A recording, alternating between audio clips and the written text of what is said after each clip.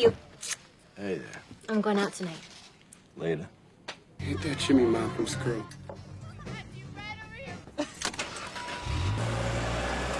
In 1975, three young boys, Jimmy Markum, Dave Boyle, and Sean Devine, all best friends, go out to play hockey on a neighborhood street in Boston. Unfortunately, the hockey ball gets sucked into a drain, leaving them with nothing to do. Jimmy suggests stealing a random car, but this doesn't sit well with the other two. Just then, he notices a fresh section of wet concrete on the ground, and an idea comes to him. He suggests they write down their names so it will be preserved forever. He goes first, followed by Sean. As Dave begins writing his own name, a strict-looking man with handcuffs on his belt loop steps out of a car across the street and begins scolding them. He quickly realizes Jimmy is the strong-headed one among them and starts asking where they live. Jimmy and Sean live nearby, but Dave lives on another street. The man opens his car door, telling Dave to get in so he can take him home and report to his mother. It sounds strange, but Dave, scared, moves toward the car. With impatience, the man grabs Dave, shoves him inside, and slams the door, while the other two boys helplessly watch. Dave grows even more terrified when another man in the front seat, wearing a ring with a cross symbol, turns to look at him with a predatory gleam.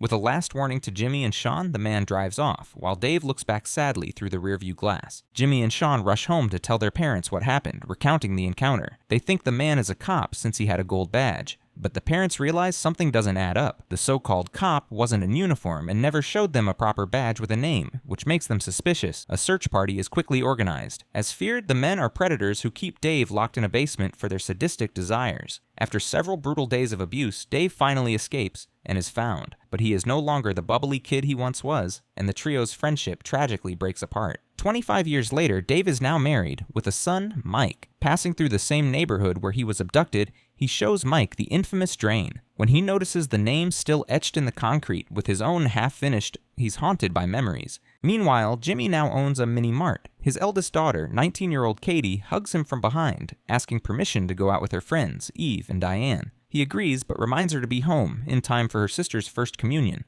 She kisses him goodbye, but then turns back to say it again before finally leaving. Seems like she doesn't plan on coming back. Later, in her car, Katie is startled by someone in the back seat, only to realize it's Brendan Harris, her boyfriend. They share kisses, and he confirms their long-awaited plans for the next day. Sean, on the other hand, no longer lives nearby. He is now a homicide detective working with his partner, Whitey.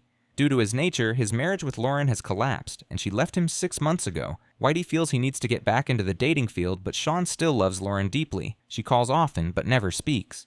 However, he's hopeful she will explain why she left one day. That night, while at a bar, Dave notices Katie and her friends drunkenly dancing on a table, laughing and having fun. He arrives home much later at 3 a.m., and his wife Celeste is upset. But when she sees his bloodied hand, her annoyance turns to concern. Dave explains what happened. This guy tried to mug me, and I swung on him and he sliced me. Celeste suggests going to the hospital, but Dave insists it's not serious. While she cleans his wound, he breaks down, fearful he may have killed the man. She comforts him, excusing it as self-defense, and calms him with a kiss. The next morning, police discover a bloodied car. Jimmy is woken by a call from Pete, his worker at the mart, saying it's swamped.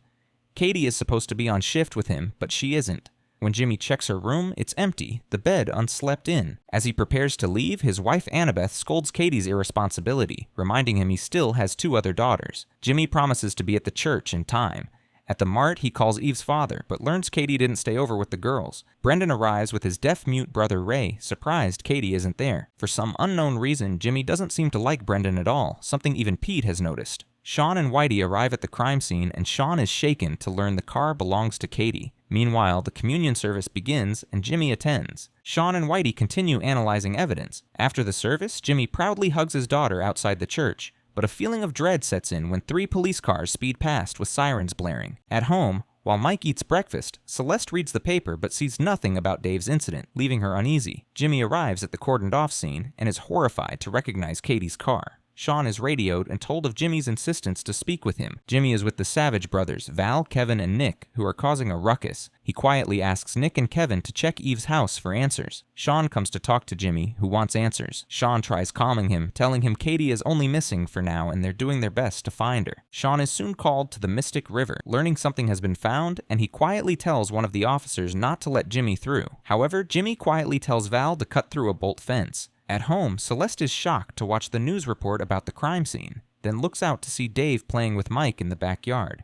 Seems she's beginning to get suspicious of her husband. At the river, a body is found half buried, and Sean realizes it's Katie, leaving him at a loss for words. She had been shot once in her car, but managed to escape towards the river. However, she was beaten with a stick and shot a second time. Jimmy and Val come running in, but the police intercepts. Jimmy begins yelling, trying to break free. Is that my daughter in there? Sean only looks at him pitifully, unable to say a word, while Jimmy breaks down, sadly losing his mind. It takes quite a number of cops to hold him down. At the morgue, Celeste breaks down, refusing to believe it's Katie, while Jimmy holds her. When asked to confirm the body, he is shattered by the sight of his beloved daughter. Later, Sean and Whitey sit with Jimmy and Annabeth for questioning. Sean asks if anything unusual happened, no matter how small. However, Jimmy recalls the day Dave was abducted, wondering if his life would have been different had he gotten into that car. He reflects that he would never have met his first wife Marita, Katie's late mother, and Katie would never have been born to suffer such a fate. Sean asks about Dave, and Annabeth shares he is married to her cousin Celeste. Whitey redirects the questioning, and Annabeth recounts their evening with Katie, nothing out of the ordinary. Jimmy then remembers something. When Katie was little and Jimmy was fresh out of prison after her mother's death, she sometimes looked at him as if preparing to never see him again. She gave him that same look the previous night. Whitey picks up the fact Jimmy was in prison, which makes him angry. 16 years ago, I did a 2-year bid for robbery at Deer Island.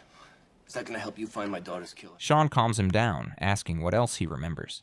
Jimmy recalls that Brendan seemed to know Katie was supposed to work that shift. He insists Brendan and Katie weren't close. Sean wonders if they were dating, but Jimmy is very sure they weren't. Little does he know they were indeed together. After Jimmy and Annabeth leave, Whitey asks about the abduction story and Sean explains. Turns out one of the men went to hell, the other went mad in his prison cell. Later, during a department meeting, Whitey shares updates on what they've gotten so far on the case. Las Vegas pamphlets and hotel lists were found in Katie's backpack. Afterward, Sean receives another silent call from Lauren. Meanwhile, mourners gather at Jimmy's house to pay their respects, while Sean and Whitey question a woman near the crime scene. They deduce Katie likely knew her killer. Theo, Annabeth's father, arrives at Jimmy's house and wonders how he's holding up. He reminds him about his domestic responsibilities, saying that Annabeth and the 2 girls are now his sole priority. He even compares Katie's death to his wife's passing, saying Jimmy needs to be a man. Jimmy can't believe his ears. My daughter was murdered. They put a gun to her. As we stand here, she's on an autopsy slab getting cut open by scalpels and chest spreaders, and you're talking to me about domestic fucking responsibility. After making sure Theo understands how insensitive his words sound, Jimmy walks out on him. Meanwhile, Sean and Whitey head over to Eve's house to question the girls. They learn the Savage brothers were there the previous day. Although the girls hesitate to speak, they finally admit that Katie was planning to go away with Brendan. At Jimmy's house, Dave steps out through the back for a smoke, not realizing Jimmy is sitting there. Jimmy invites him to sit and notices his bandaged hand. Dave lies, saying he slammed it in a door jamb while helping a friend move a couch. Quite different from the story he told Celeste. At this point, it's clear he is hiding something. Jimmy starts talking about Katie and eventually breaks down in tears. Dave offers to leave, but Jimmy wants him to stay, his presence providing some comfort for the grieving father. Sean and Whitey question Brendan at his house, and he is shocked to learn about Katie's death. He swears he had nothing to do with it, but Whitey presses him about the last time he saw her. Brendan tells them about the time they spent together before she met up with her friends. When Sean asks why Jimmy dislikes him, Brendan says he doesn't know. All he knows is that Jimmy told Katie he never wanted to see him, or any Harris, around. Esther, Brendan's mother, isn't pleased upon hearing this, openly criticizing Jimmy and Katie. When asked about their trip, Brendan tearfully admits they plan to leave Sunday to get married. Esther is furious he was going to leave without telling her, since his father did the same thing years ago. Ray enters with his friend John O'Shea, and both go to the room. Esther is asked to confirm if Brendan was asleep that night, as he claims, but her response does little to help him. Whitey asks if he could take a polygraph, but he just sits there, crying for his lost soulmate. I loved her so much. Never gonna feel that again. It doesn't happen twice. At Jimmy's house, he is surprised to see Celeste still there. She joins him for a drink, offering to stay over, but Jimmy feels she has done enough. After a tense moment, she hugs him, assures him she'll return, and leaves. That night, Sean receives another silent call from Lauren. He talks alone as usual, but he hangs up, his mind too clouded by Katie's death. Meanwhile, Dave tells Mike a bedtime story, though it's like he's talking more about his life. He is haunted by memories from his childhood. Celeste, listening nearby, calls him and he leaves Mike to sleep. She mentions there is still nothing about the mugger in the papers, but Dave feels he probably didn't hurt him as badly as he thought. It's obvious Celeste doesn't believe him, though she agrees anyway. He decides it doesn't matter anymore, since Katie's death is more important. The next day, Brendan passes the polygraph at the station. Whitey discovers Dave was at the same bar as Katie and her friends. He and Sean visit Dave, spotting him with Mike on their way to school. Sean and Dave shake hands after years apart, and they all begin walking together. When Sean reveals they're there about what happened to Katie, Dave admits he saw her at the bar, though from what he remembered, there was no one lurking to cause the drunk girls any trouble. However, he lies when asked about where he went after he left the bar, telling them he went home around past 1. After dropping Mike at school, Dave heads back home while Sean and Whitey stop for coffee at a cafe. Walking back to their car, they analyze the case. Whitey feels Dave needs to be looked at more closely, especially since they both noticed his injured hand. At the mortuary, Jimmy is asked questions about Katie in relation to her obituary, but Jimmy just wants to see Katie. He is led to the basement where her body has been prepared. Looking at his daughter, he tries to hug her but cannot, as she is gone. With vengeance burning inside him, he vows to find her killer before the police do and end his life. The attendant still waits for obituary details, and Jimmy finally answers. To read Catherine Markum, beloved daughter of James and Marita, deceased. Stepdaughter Annabeth. Sister Sarah and Nadine. He then places a dress on Katie's covered body for the funeral. The next day, Sean and Whitey run into Dave outside Jimmy's house.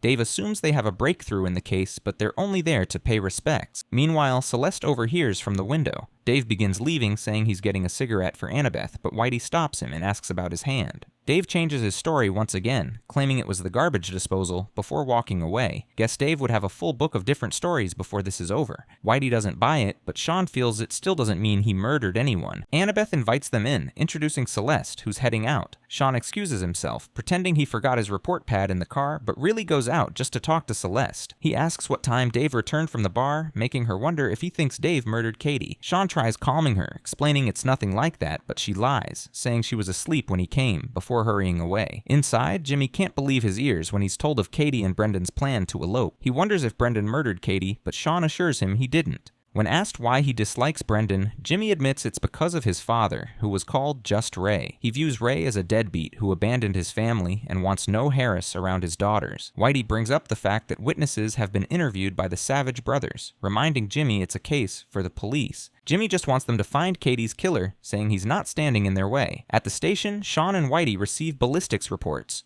The bullet in Katie's car matches one retrieved from a past liquor store robbery. It's also the same gun, which was stolen from a dealer in 1982. The next day, they visit the liquor store, where the old owner recounts the robbery. He reveals he knows exactly who did it, explaining that a few days after the robbery, an employee he fired walked in and looked at him with a wide grin. Turns out the said employee was Just Ray. Late that night, Celeste comes home to find Dave watching a vampire film. When he asks where she's been, she admits she sat in her car, overwhelmed with thoughts of Katie and everything. Dave rambles about vampires, confusing her. He bluntly asks if she thinks he killed Katie, but she denies it. She's just confused, admitting she told Sean she was asleep that night. Dave feels this is good, but Celeste isn't relieved. Jesus Christ, Dave! Why don't you just tell him about the mugger? Dave accuses her of thinking he killed Katie since he came back the night she was murdered, with blood all over his hands. Well, the poor woman can't be blamed because it certainly looks like it. Dave bursts out laughing, but it turns into real tears pretty fast. He reveals the names of the two men who abducted him as Henry and George, saying he had never told anyone before. He begins talking about what makes sense to only him, making Celeste confused. Dave can't trust his mind anymore and leaves to clear his head. Sean and Whitey discuss Dave's connection to the stolen gun.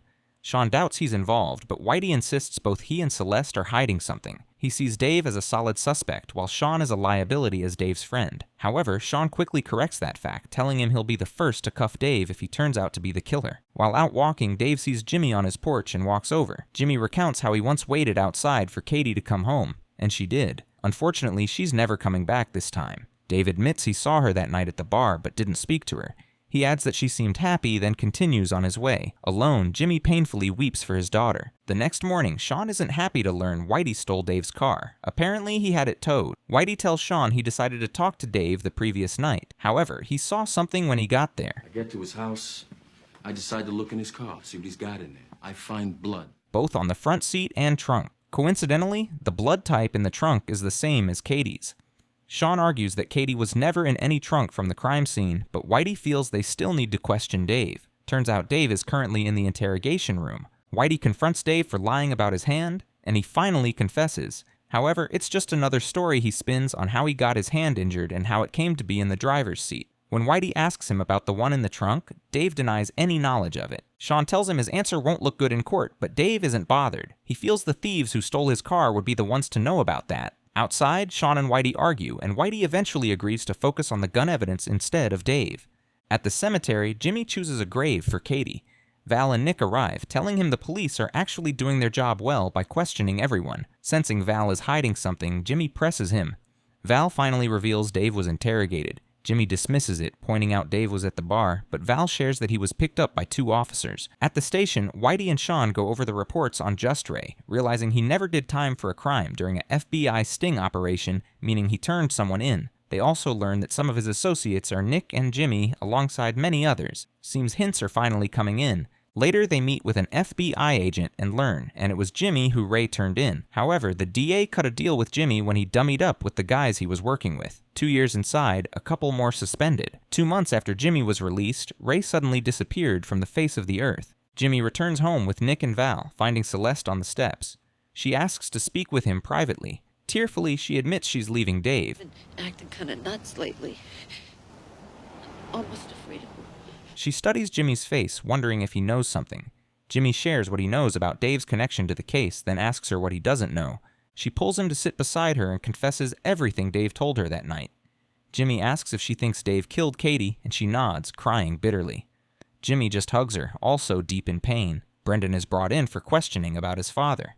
When asked about Just Ray's gun, Brendan insists he doesn't have one, though he admits Ray still sends Esther $500 each month, which means he isn't missing. Sean reveals the gun used on Katie matches the one Ray used in the liquor store robbery 18 years ago.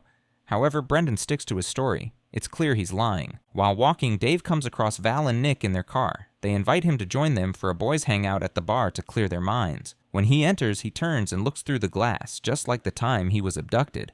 At the station, Sean realizes they haven't listened to the 911 call tape. He decides to play it. After listening, Whitey doesn't feel there's anything to crack the case, but Sean picks up on the fact that the kid referred to the owner of the car as her. Katie was found by the river, so how could the kid possibly know it was a girl's car? And the kid was also not alone when he made the call. At the empty bar, Val and Nick get Dave a bit drunk as they recount a funny story, all laughing. Things turn a little tense when Jimmy arrives with Kevin and joins them. Though Dave is no longer comfortable, he agrees to keep on drinking. Meanwhile, Brendan arrives home and heads straight to the secret hiding place in the ceiling. However, he realizes the gun is no longer there, and the poor guy figures out everything that must have happened. Now heavily drunk, Dave stumbles out through the back. He bends over to puke. At home, Ray and John arrive, and Brendan tells Ray to sit for a talk. Jimmy and the guys join Dave at the back, and Jimmy recounts the story on how he sent Just Ray to hell. He knew he was the one responsible for ratting him out, and this made him enter prison when Marita was dying with cancer. So he took his revenge on Ray for robbing him of the chance to be with her during her last moments. Dave quickly realizes Jimmy thinks he killed Katie and begins swearing he didn't. He admits he killed someone that night, but it was a man who was molesting a child. He recalls the night and how he punched the man while telling the little boy to run. Jimmy doesn't believe this, saying Celeste thinks Dave killed Katie. He wonders why he didn't tell the truth, but Dave doesn't know. Jimmy continues asking Dave why he did it, telling him to admit it. He promises to let him live if he admits what he did. Meanwhile, Brendan questions Ray about who he loves most. Using sign language, Ray tells him he's the one, and Brendan urges him to say it out loud. Ray tries running away, but Brendan tackles and flings him across the table. He also attacks John, since Ray never does anything without him and gives him a good beating. He goes back to Ray, angrily accusing him of killing Katie because he loves him so much. He yells at him to say it, threatening to end his life, but John suddenly aims the missing gun on Brendan. Thankfully, Sean and Whitey come in just then, and John turns the gun on them. Despite warning him to drop it, John refuses, saying he wants Brendan eliminated. He turns the gun at him, but Sean swerves his aim just in time, and the bullet is shot into the ceiling. Jimmy keeps pressing Dave to admit what he did so he can let him live. Dave, drunk and confused, finally admits. He confesses that Katie reminded him of a dream of his wasted youth. Instead of letting him live like he said, Jimmy stabs him with a knife, sending Dave to the ground. He hurls the knife into the river and finishes Dave with a gun, shooting him in the head. The next morning, Sean meets up with Jimmy, who's sitting by the sidewalk, and tells him they've gotten the murderers. Jimmy is shocked to learn it was Ray and John, realizing he ended an innocent man's life for nothing. Sean sits with him, explaining the reason Ray and John gave. They were playing with a gun. I saw a car coming.